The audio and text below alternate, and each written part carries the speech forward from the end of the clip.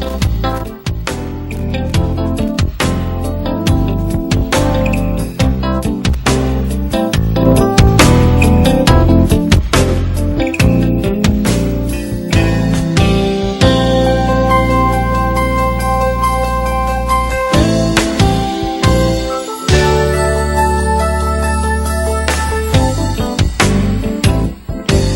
everyone, I'm Carnes, and this is Living Consciously. You know, being human is tricky business. We are always walking kind of a tightrope, if you will. We're always straddling two realities at the same time, and usually our focus is on one more than the other. But today I want to talk about how to harmonize these two realities. All of us have a desire for the good things in life. Once we get the food, shelter, clean water handled, we long for things like a beautiful home and maybe a great job, travel, respect, love. But at the same time, our soul has a deep desire for meaning, for penetrating the mysteries of this universe. But we can get so caught up in the pursuit of the physical things we want that we have a tendency to get out of balance, that the outer world becomes so seductive to us that we just forget about the soul and what it needs. And the soul does have needs. It needs order and beauty. It needs to love and to unite with. It needs to bless and heal. It needs to discover. Recently there was a debate between scientists and lay people about space travel. You know, a lot of people think it's non-essential. They think we don't need to do that. Why bother? We should focus on everything here. But the scientist said, and I thought it was a very astute observation, he said, yes, of course, but it's a both and. We need not only to feed the children of the world and take care of the needy, but we need to feed the soul. And the soul gets ignored in this materialistic culture that we've created to our detriment. So if we're overly focused on this earthly experience, rather than looking up, we're kind of looking at on the ground, as it were. And as I said, we get lopsided and we can topple over. Now, how do we topple over? Well, it's an emotional experience of, there must be more. It's an emotional experience of, okay, I got the home and the job and the car and I've traveled all over and I still feel empty. I mean, temporarily I feel great and I have my moments, but overall, it's like my life doesn't have any meaning.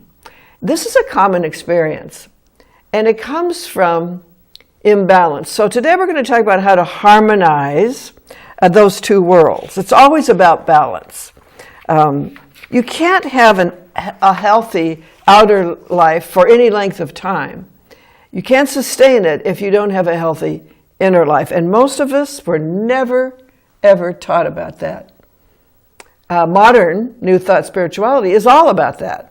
It's about the inner and the outer and the outer and the inner. And it's that sign for infinity. The one informs the other. The one informs the other. It's about bringing the more into this now moment. So the care and feeding of the soul is just as important as the care and feeding of this psychological body, this physical body, this emotional body that we are.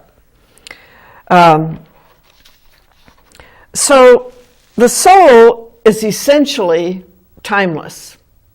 It's boundless. It has no restrictions of any kind. And it's, as I said last week, it is not involved in our traumas. It remains untroubled all the time. But it does seek ways to prompt us to connect with it. Now we're saying there's a calling from within to be still. Mostly we ignore it because, again, we're trained to do. But the soul tries to get us to return home, as it were, to come in, to enter through the gates, to come through the doorway of perception to a higher reality, to the more of us. And if we follow that prompting, and if we do follow it, we probably learn to do meditation, or we learn the value of silence, or we learn a new way to use our mind to affirm the good in life and praise it, which leads to, in the outer world, a much more harmonized experience. Well, how to say this? What happens when you spend time within yourself, and you do it every day, regularly, 20 minutes a day, a half hour a day, you discover something really powerful. The outer world just looks more beautiful. You can see through the appearances of people who are still caught up in the race to achieve. It's not to make them bad. It's not a judgment. It's an observation of imbalance. So with a little time and attention to the inner life, which is your soul, your higher self, your true self, your spiritual self, it begins to come through the perception. And you know, life is all about perception. That's all we're ever experiencing, is our own perception. And our perception comes from who we think we are, based on what we've been told we are. You know, there's a point in most people's lives as they move from adolescence into young adulthood and then into middle age. It tends to happen in middle age. There is a point where we really begin to question everything we were taught. And we have a struggle sometimes with that because we want to honor our parents. Sometimes if it gets twisted and we want to dishonor them, you know, I've seen people do what is known as failing to succeed. It's a way of proving to your parents without even knowing you're doing it that they really messed you up, and that's why you're a failure. Yeah, I know, it's really interesting. But a lot of people struggle with the moment where they realize they don't believe what their parents believed, necessarily. Or they don't believe what their church taught them.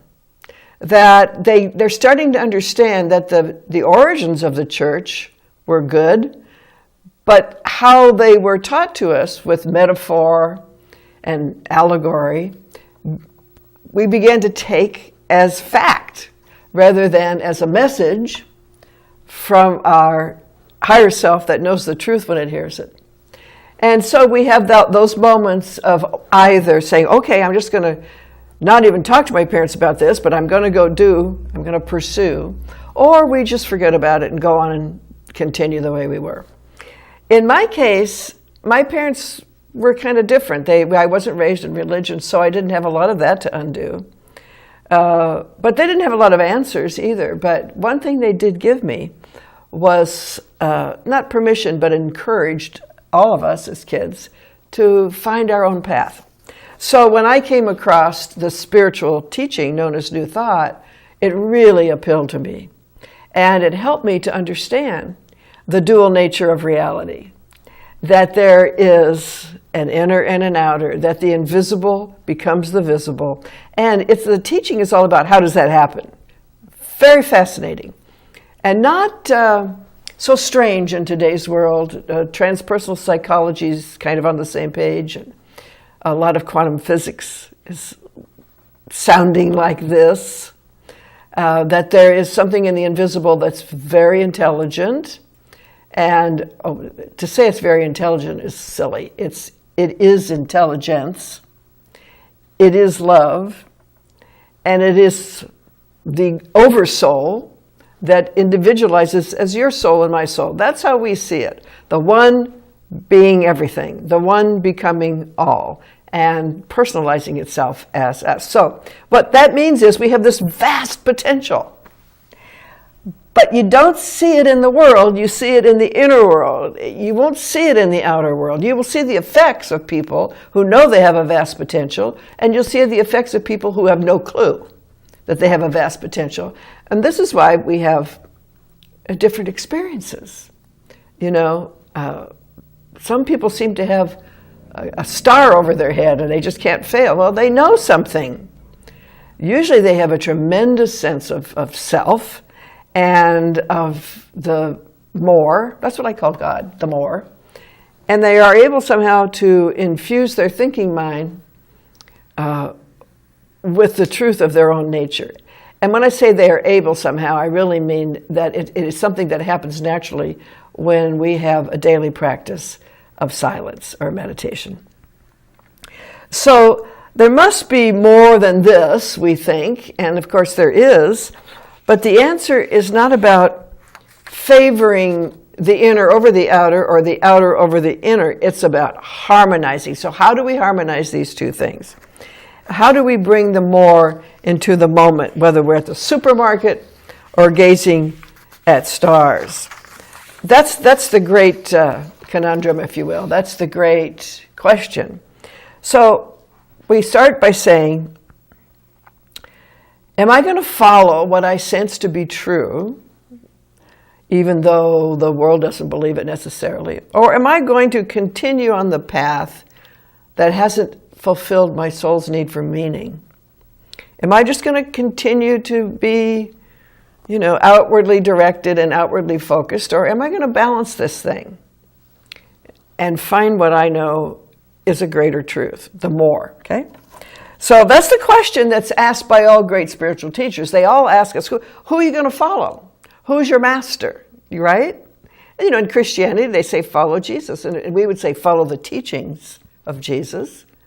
And don't misinterpret them, because he was teaching this very same thing, that as you believe, so it is done unto you. As you know yourself on the inner, tends to take form in the outer.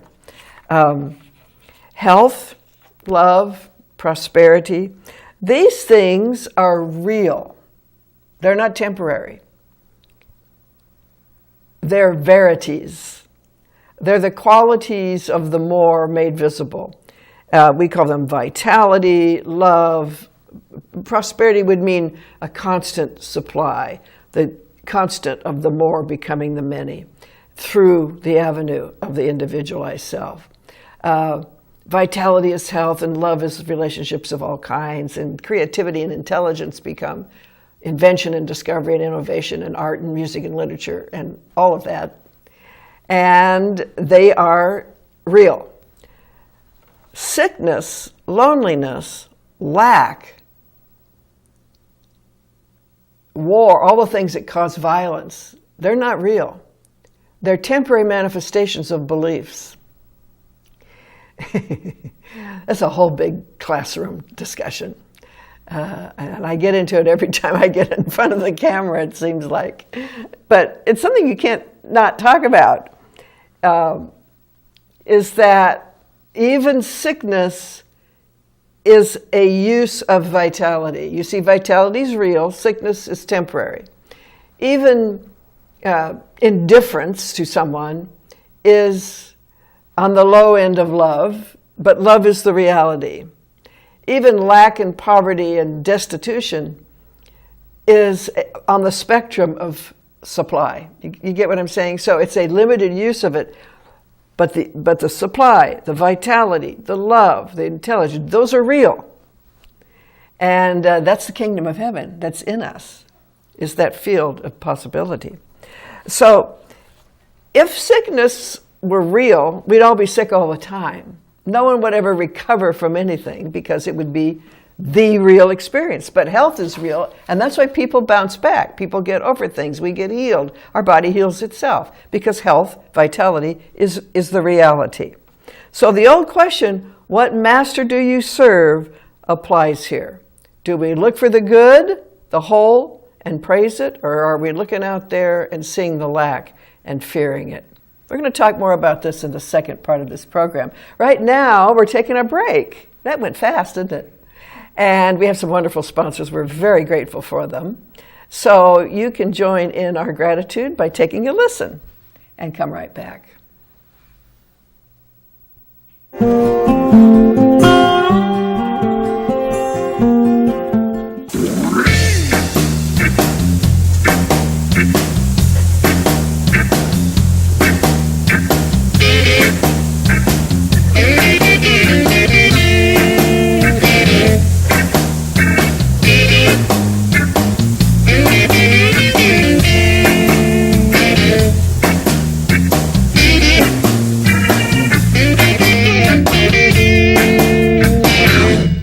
This is a national healthcare alert from the Health Hotline. If you, a family member, or a loved one suffers from knee pain and have Medicare as your primary insurance, we've got great news. You could qualify for a pain-relieving knee brace at little or no cost to you. Get free delivery, and all the paperwork is handled by our accredited suppliers at no charge to you. We also have other pain-relieving braces available for shoulder, ankle, and your back. Call the number on your screen right now to immediately receive a pain-relieving brace at little or no cost.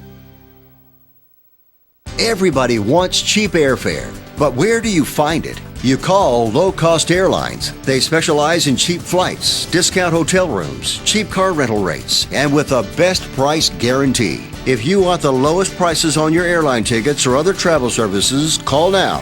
That's right, call. That's the only way to get these rates. Experts are standing by 24/7 to get you the cheapest airfare and hotel rates available. So don't wait. Call now. Friend, do you remember when it felt good to withdraw your cash from the bank to expand a business, go on vacation, or buy a new car? Well, today, withdrawing your own cash has become a very risky business. According to the secret war, banks are now required to spy on us for the government and then report any suspicious or unusual behavior. I suggest you get the secret war free. Call the number on your screen or visit online.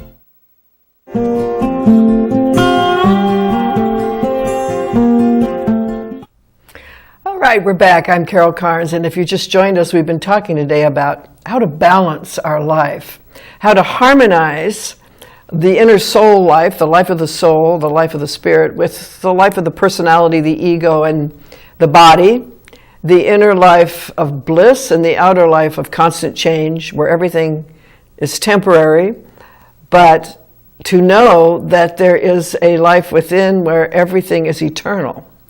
So we talked about the qualities of vitality, love, creativity, peace, joy. Those are real, and they transmute themselves individually through us by means of our point of view, our perception, into local experiences of them by degrees, okay? So to change our thinking is to change our life, because life is a perception of those qualities. Where do we think they are? And do we see them in evidence? So there's an old Christian saying, look for the good and praise it. It's a very good one. But where do we look? Well, yeah, you can look outside. I mean, there's good out there, but you're going to really find it inside yourself. And when we say the good, we mean the wholeness of being, where there's no conflict, where there's only the vibration of pure being. You could call it bliss, you could call it love.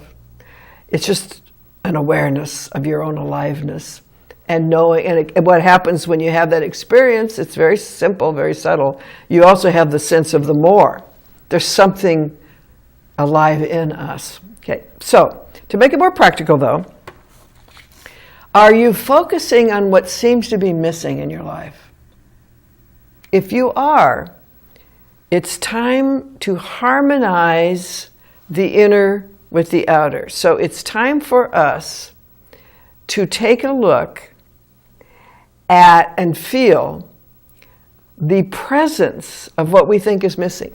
Now, how do we know that? Well, if you're experiencing financial lack, all you have to do is look around. There's people experiencing financial prosperity. So prosperity is real. And if anyone has prospered, anyone can prosper.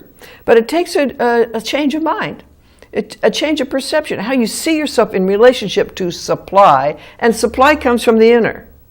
Supply comes from, if you want to call it God, you can. I call it the more. It is a field of infinite potential. We access it through our mind, through our imagination when we're doing it consciously, and in silence when we're meditating. We go right into that field. Scientists would call it the quantum field, the unified field of all possibility.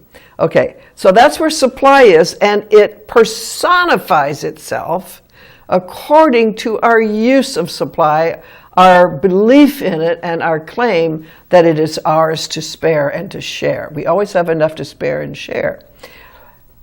But you can't get there if you're only looking out there and seeing what's wrong with the world. This is missing, that's missing, we don't have enough of that, we don't have enough of that. That is building up a consciousness of poverty, or pauperism. That's even better. And so the supply comes through you according to what you expect. So if you don't expect anything, you won't get anything. It's just the way it works. You know, when you think about that, it's genius to devise that system, because this gives everybody their own experience. And this gives us the capacity for evolution and for growth and for creativity.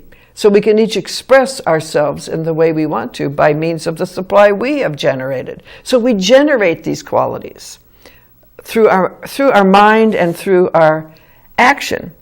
So prosperity is real, and it's available right now to all of us. And it's a state of mind that sees supply everywhere. In other words, you see enoughness everywhere. You see sufficiency. A friend of mine, Lynn Twist, who wrote a great book called The Soul of Money, says, I think it's the first sentence of the book, God is sufficiency. It's enoughness. It's the source. It's where everything comes from. It never runs out of itself. Health, you know, health is the outpicturing of vitality, and vitality is enthusiasm.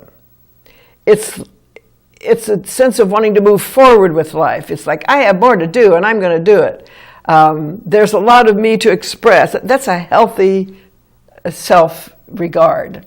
And it's very important. So I know I've said this before, but if someone comes to me and they have an illness and they want me to do some spiritual mind healing of it, I always say, why do you want to be healthy? What do you want to do with your life? Because when we get sick, we're shutting down. And even if it's a temporary manifestation of a cold, it's a way for us to take ourselves out of the action. And if we're not doing that daily, sickness will do it for you. I'm serious about that. If you're not aware of the direction your life is taking and you keep denying that you're going in the wrong direction, you'll probably have some kind of accident that'll stop you in your tracks, whether it's a twisted ankle or a car accident. These things aren't accidents. They're the result of our inner awareness. So what we're thinking about is extremely important, but we don't have to worry so much about that if we visit the soul every day, we visit the self, we visit the more in silence. And I don't want to make it sound too airy-fairy or too even religious. It's a very practical thing to do, to stop yourself from doing and even thinking that much and just be and see what happens.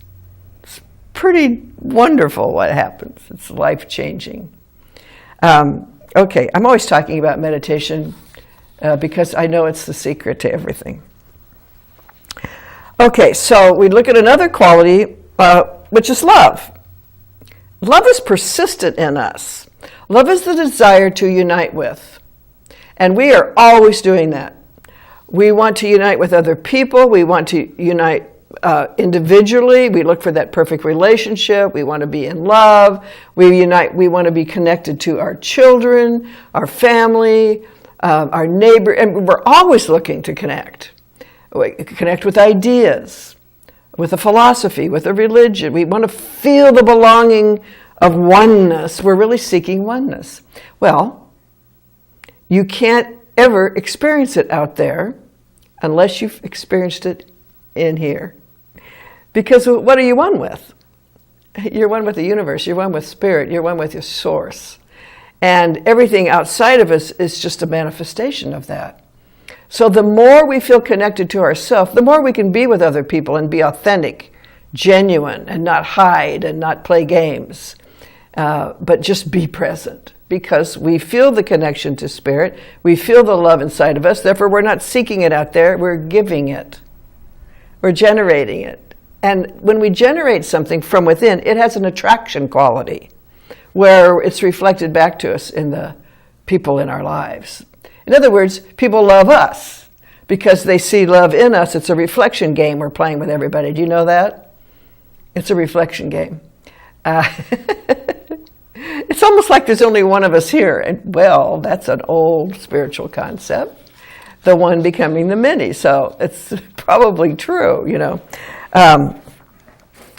So love desires partnership, commitment, shared ideas, dedication, with an inner feeling of well-being. And love itself desires nothing it wants to reveal something. It wants to be seen and known. It's a very powerful energy. It's more than an energy. It's a state of being. But you can only feel it in this moment.